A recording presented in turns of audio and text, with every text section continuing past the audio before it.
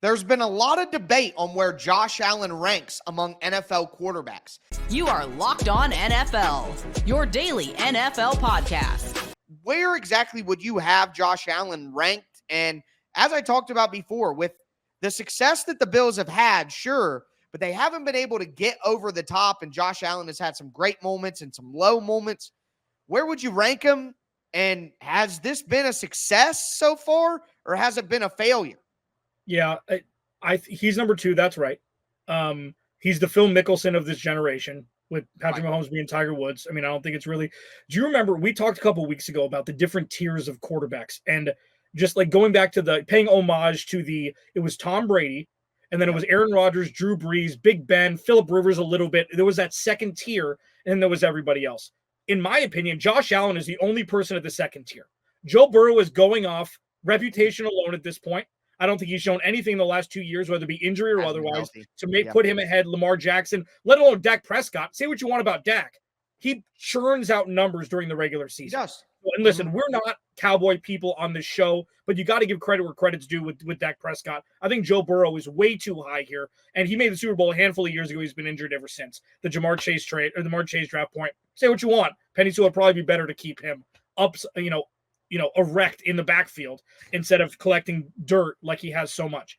With Josh Allen specifically, I think this is much more of an indicator of how hard it is to win a Super Bowl than it is him specifically.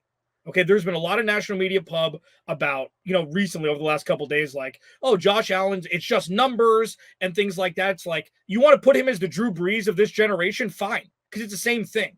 Drew Brees won a Super Bowl, but I think Josh Allen is getting Patrick Mahomes a lot more than this being a failure. I mean, he did everything he had to do. They scored 2 touchdowns in a minute, whatever, had 13 seconds left on the clock, and they end up losing to the best quarterback we've seen since Tom Brady in overtime. What do you want him to do?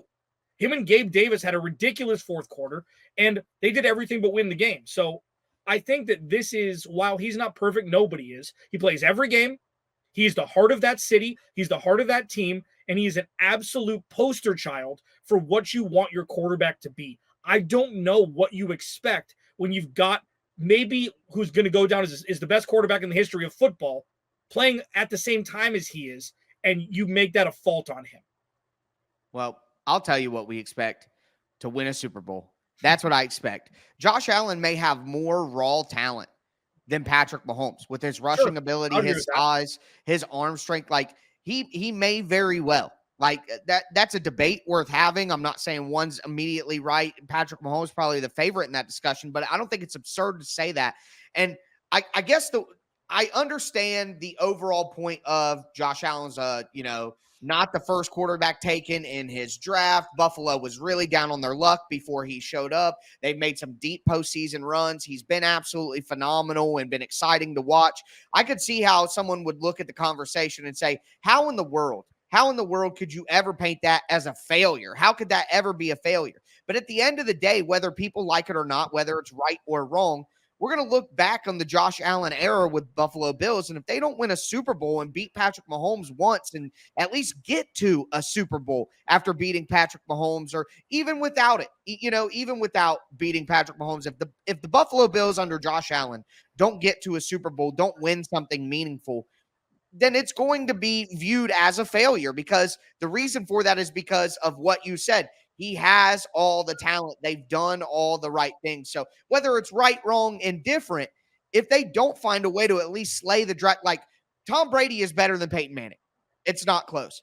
But Peyton Manning had his get-backs. He at least had some pelts on the wall where he could say, yeah, the other guy's better, but I still got mine too. Yeah. To me, that has to be the case. Josh Allen has to get something, or they didn't take advantage of the talent and they didn't accomplish what they were good enough to accomplish. And that would be, in some ways, be a failure. Yeah, listen, that last part you said is spot on. I agree, but I will tell you this, and I don't know if I actually believe this or not, but it's something to bring up.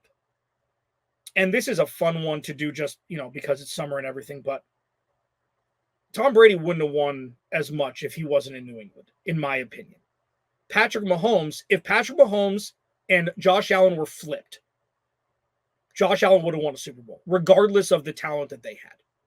And I'm sure Patrick Mahomes would have done fine, and maybe he would have won too. Maybe he's that special. But the Andy Reid, Eric Bieniemy, just Fort Knox of you are going to be great under my tutelage is something that can't get overlooked. Now, it's not an exact science. Maybe it's not true. Obviously, it's all in la la land because it's never going to happen. But I do believe that does have something to do with it as well. And I'll tell you what, if it wasn't Ken Dorsey and it was Brian Daboll over the last couple of years, we could be speaking a different tune as well, because coaching is so important when it comes to quarterbacking. And less is more a lot of times. But this offense with them is, all right, Josh, that's it. All right, just go do it. And it's something that they finally learned how to run the ball last year. Look at what Devin Singletary did in Houston. Look at what he did in 1 year. You're telling me that if they didn't run the ball 40% more, that they maybe wouldn't have won more games, bled more clock, and maybe won more playoff games? Like, you are the product of your surroundings as well, regardless of how talented you are. And I think that other quarterbacks have had better opportunities and better coaching than Josh Allen. It's not an excuse, but you're right. It's win or bust, but 95% of quarterbacks then would have been failures regardless of how many regular season games they won. So I don't think it's one or the other. And that's why, you still kind of root for the kid, here's right? what I would say. 99% of quarterbacks aren't as talented as Josh Allen. So I don't hold them to the same standard that I would hold him. But what I would say is I don't think that Josh Allen would have won the Super Bowl last year if you switched him and Pat No. Mahomes Last year's different. Last year's different. Right. I'm saying early on with Tyreek Hill and Travis Kelce, like that shows how great Patrick Mahomes is. He wins games he shouldn't. He shouldn't have any business winning.